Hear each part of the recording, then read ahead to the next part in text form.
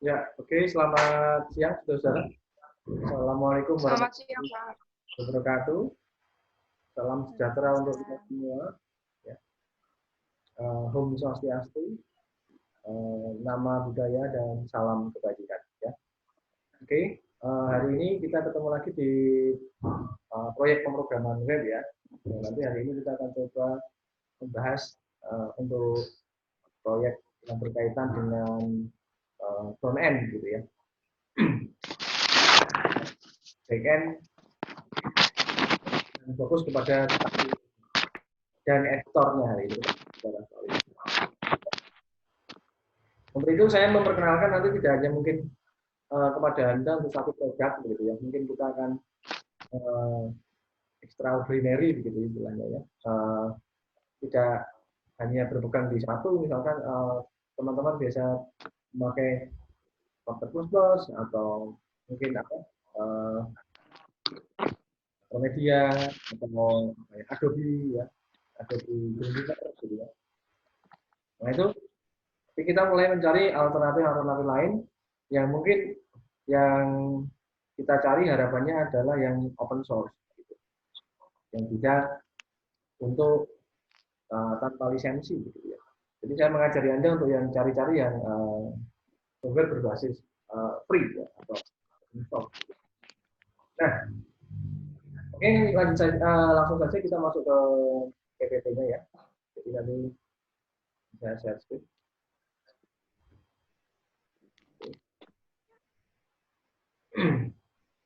Nanti ini akan tampil di tempat Anda. Bisa muncul? Sudah kelihatan? Indi?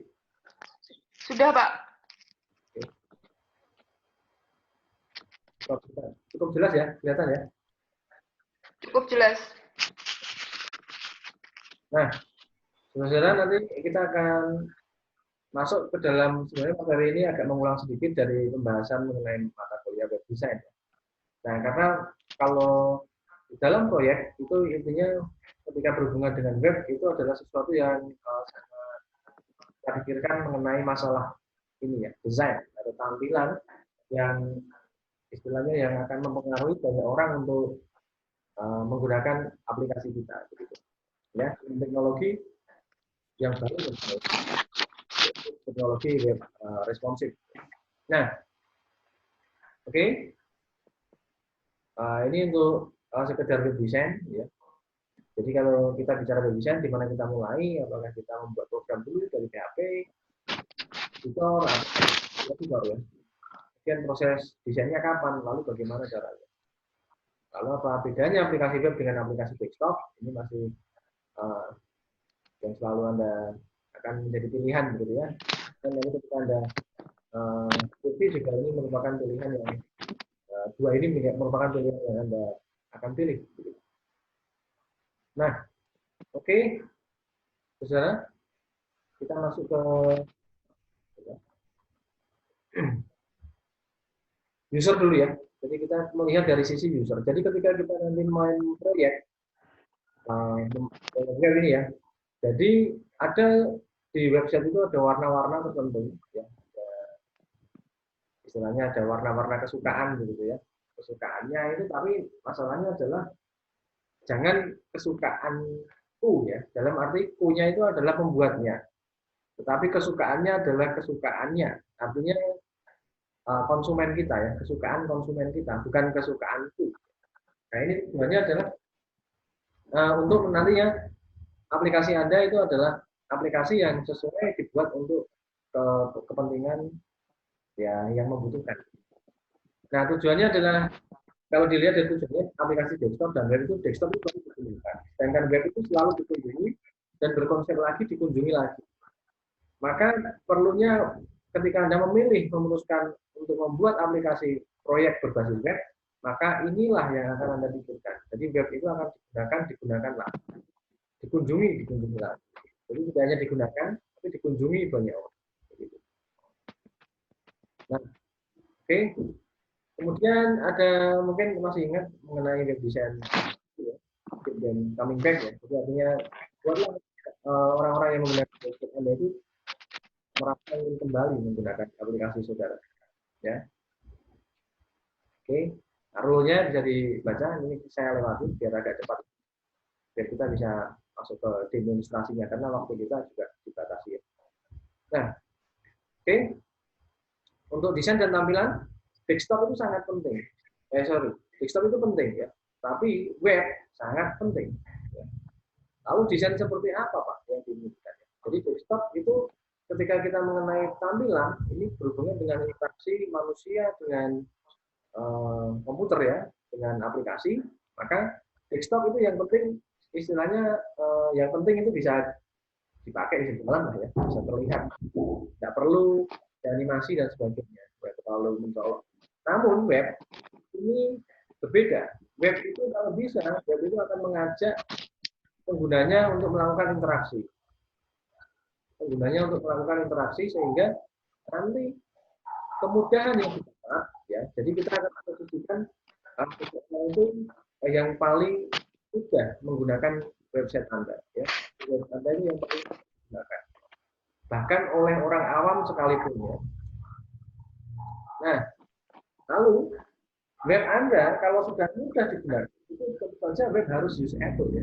Artinya dapat berjalan sesuai dengan peruntukannya begitu. Nah, kalau kita ini maaf bahasa Inggris sedikit ya. Ya, usability rule of the web.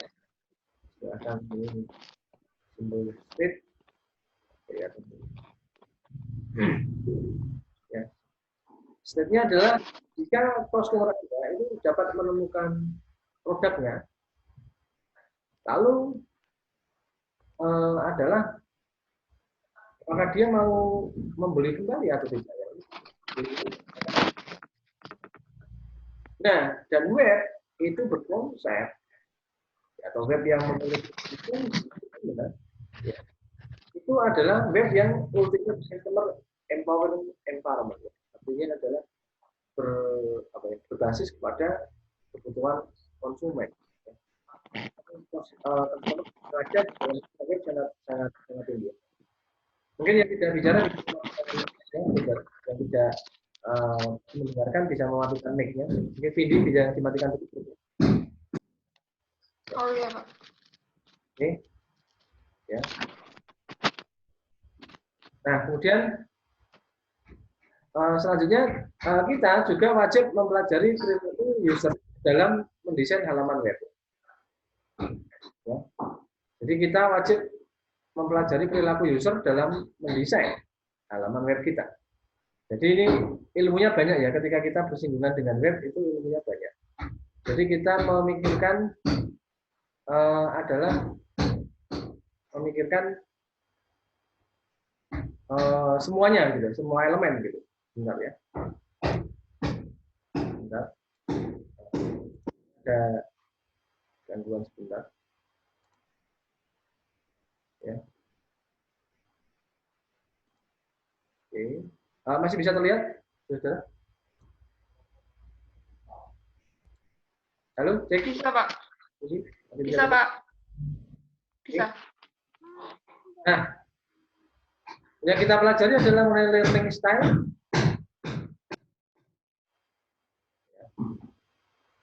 Ada istilahnya ada behaviorism, ya. Atau ini ya perilaku ya. Jadi kalau ketika Anda kuliah di perilaku itu ini bisa jadi pembelajaran yang sangat penting ya. Ada perilaku konsumen dan sebagainya itu ya. Nah, ini bisa masuk di sini. Nah, kenapa kok bisa seperti itu, Pak? Karena perilaku konsumen di dalam ilmu web itu bisa kita masukkan ke dalam sebuah analisis. Ya. Misalkan di perkembangannya bisa masuk sampai dengan market basket analisis ya. Yang dimana web itu mampu mempelajari Anda, mempelajari customer-nya. Jadi dia misalkan membeli sabun, ya, kemudian dia ketika ngeklik sabun dia menyarankan odol, ya begitu ya. Jadi sehingga pembeliannya itu dia secara tidak hanya discontinue ya, tapi dia continue. Gitu. Itu adalah web yang sangat baik. Gitu. Jadi dia mampu menyarankan seperti misalkan kita membuka YouTube ya, untuk membuat satu misalkan channel misteri, maka yang berikutnya yang akan muncul juga akan rata-rata adalah channel misteri berikutnya. Jadi seperti itu konsepnya ya, paling gampang Anda tangkap. Nah, oke. Nah, terus sudah ada cognitive model of learning ya. Ini adalah model pembelajaran ini ya. Biasanya dilakukan untuk mendapatkan informasi baru, kemudian mengintegrasikan informasi baru ke dalam struktur pengetahuan yang ada. Lalu menyesuaikan cara berpikir atau written their way of thinking ya. Jadi ada learning style. Kemudian ada constructivism ya. Jadi belajar adalah membuat pencarian makna, ya. Meaning repair understanding whole well as a part ya. Ini artinya merekomendasikan seluruhnya atau mengerti seluruhnya dari seluruh bagian yang dibutuhkan. Kalau Anda membuat web e-commerce ya berarti Anda harus mengerti perilaku konsumen gitu. Ya. Kemudian tidak semua biar saya lewati ya, nanti bisa di teman-teman baca. Oh ya, untuk membuka aplikasi ini saudara-saudara bisa ini saya share. Teman-teman bisa melihatnya di blog saya gitu. Ya. Jadi bisa masuk ke ya ini ya, coba saya share dulu ya.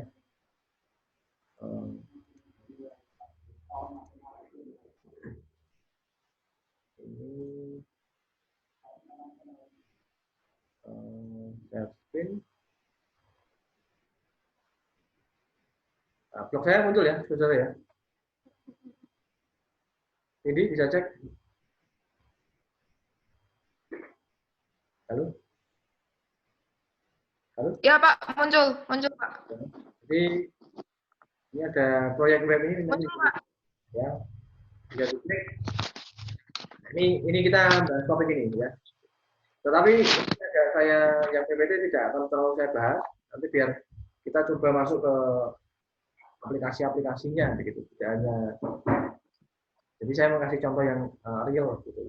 Tidak saya variasi antara teori dan praktik gitu ya. Sehingga ini lebih menyenangkan. Oke, bisa ditaruh di sini. Saya akan kembali coba ke kembali ke PPT. Ya, kita akan bahas yang Anda perlukan saja ya.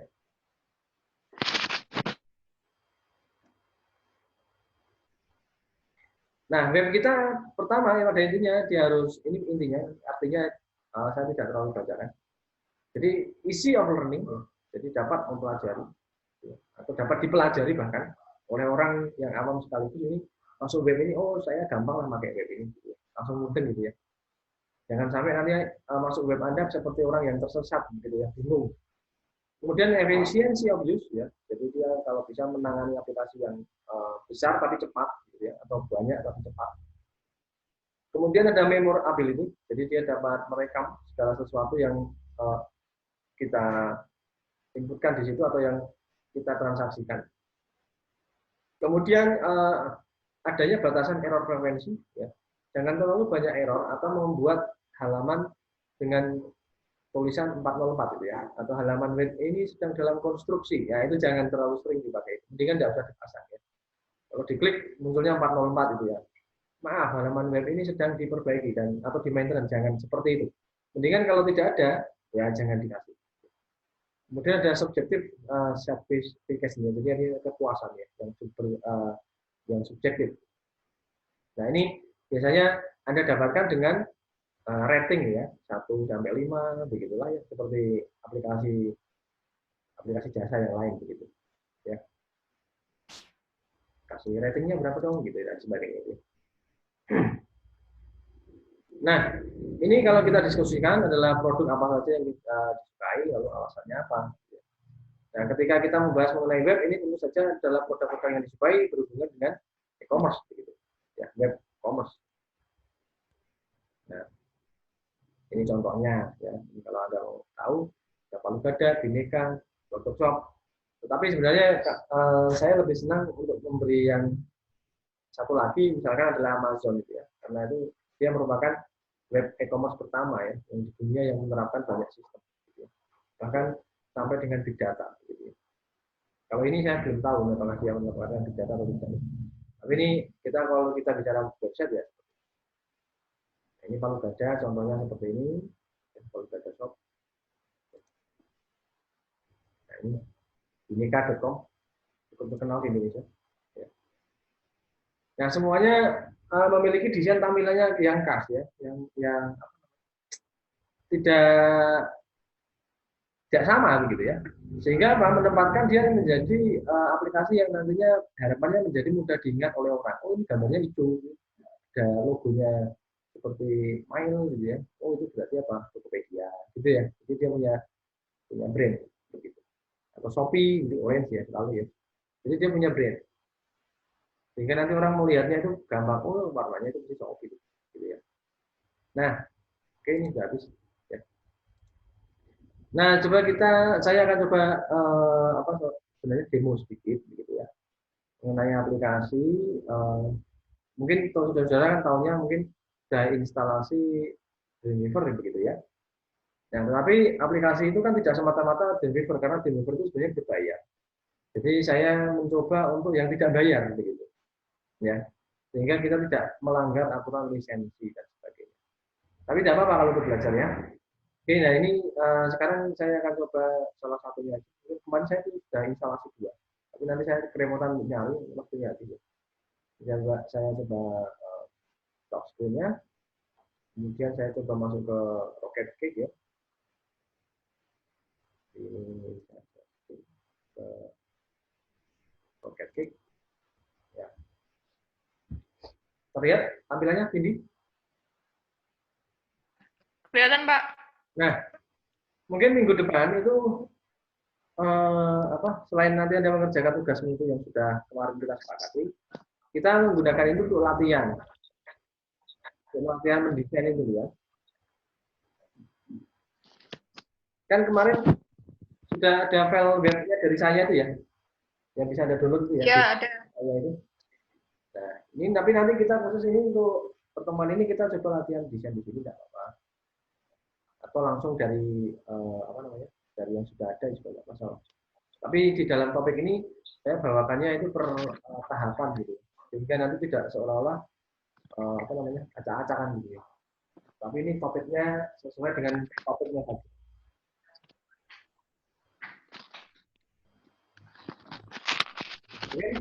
Contohnya ini saya kasih contoh, pilih salah satu yang ada gitu. Kemudian sebenarnya di sini ada tombol panel ini, tapi saya nggak bisa melihat karena ketutupan. Oh, bisa ini. Jadi misalkan saya minta ada di sini, saudara-saudara saya minta ada kontainer di sini. Nah, ini saya kasih di sini. Atau gradien ini bisa. Jadi, untuk aplikasi yang ini free ya. Rocket Cake ini bisa untuk mendesain responsif web ya. Coba ini saya ke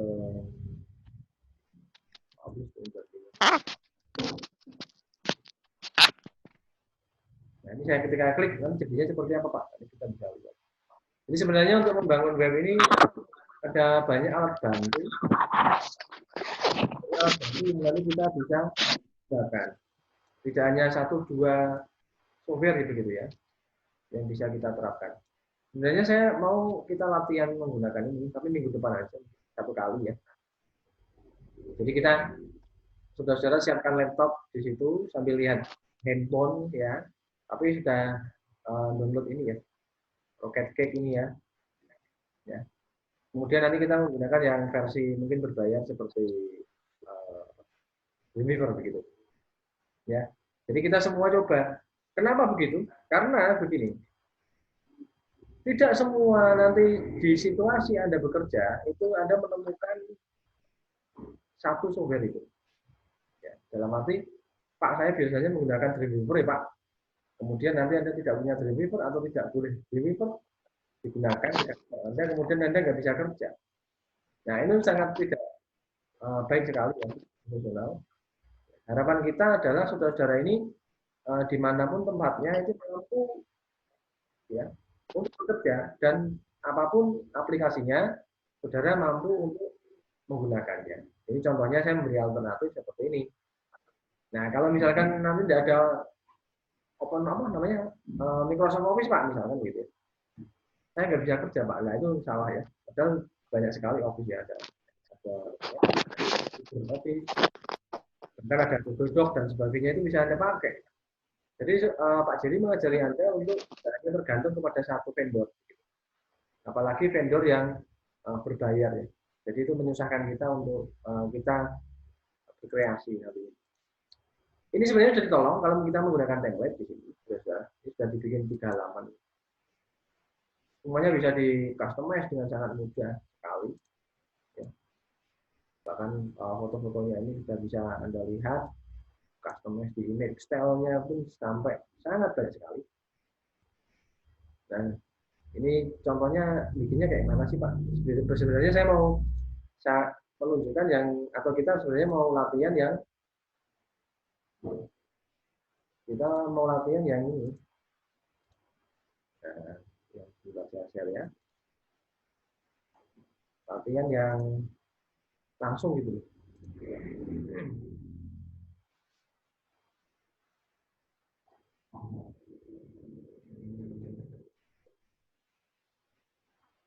Nah, ini sebenarnya. Ya. Ini softwarenya ini ya. Saudara. Rocket Cake ini ya. Nanti bisa Anda download gratis, free, dan kecil lagi. Ya. Tidak perlu nge-crack sana sini gitu. Nah, ini besok kita sebenarnya mau latihan 1 kali lah untuk latihan ini ya. Ya untuk inspirasi kita. Biasanya kalau udah dikenal kan enggak saya biasanya pakai Dreamweaver ya Pak. Ya, gitu. Ini coba kita kenalan dengan produk yang lain. Contohnya seperti ini. Nanti kita langsung praktek seperti ini minggu depan kalau bisa kita praktek ya. Jadi teman-teman satu lihat handphonenya, satu lihat laptopnya, bisa kita praktekkan bersama-sama. Ya. Jadi kita bisa mempraktekkan ini ya, membuat ya. Minimal nanti kita sandingkan dengan Dreamweaver yang kita miliki, apakah lebih mudah, lebih gampang, tapi ini tetap menjadi bahan alternatif ketika nanti teman-teman mulai mendesain sebuah tampilan web, front end dan back end.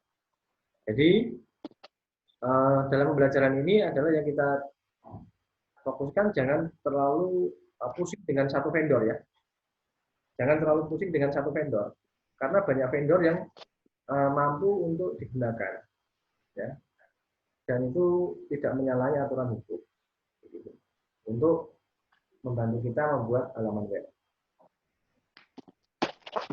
Gitu, kira-kira saudara, ini kita dibatasi waktunya. Ya, ada mungkin pertanyaan dulu, kita buka sesi pertanyaan aja lah, ya. Masih ada berapa menit? Kita masih punya 8 menit. Pertanyaan? Monggo, silakan dibuka yang mau tanya. Atau kita diskusi begitu. Sudah cukup paham ya kira-kira ya saudara ya. Jadi mungkin ya Pak. Jadi ini kita kenalkan dulu dengan banyak vendor ya. Tidak satu dua vendor. Ya. Teman-teman bahkan bebas ya memakai apapun. Saya biasanya pakai ini. Ya enggak apa-apa. Saya malah senang gitu. Artinya apa? Kita mulai bereksplorasi, mengembangkan diri. Ya. Kita banyak pengalaman itu yang paling baik gitu. Artinya satu nggak bisa dipakai kan yang lain kok. Konsepnya itu.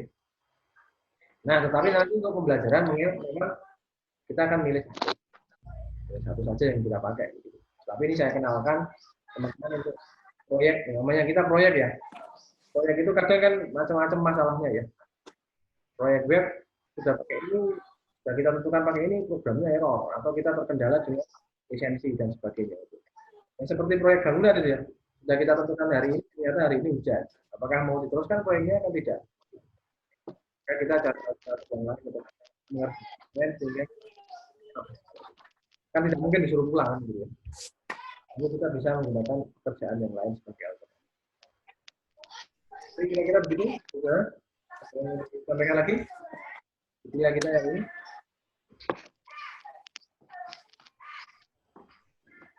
Kira cukup? Cukup ya? Cukup? Iya, Pak. Udah, Pak. Ya, kalau sudah ini kita akan akhiri. Nanti bisa saudara lihat pertemuan kita ini di ya. Iya, Pak. Mungkin yang masih bekerja atau sedang tidak bisa mengikuti pertemuan kita hari ini bisa melihatnya di YouTube. Begitu, ya. Tidak usah khawatir. Oke, kalau begitu saya akhiri. Salam sejahtera untuk kita semua. Assalamualaikum warahmatullahi wabarakatuh. Salam sejahtera untuk kita. Waalaikumsalam warahmatullahi Terima kasih.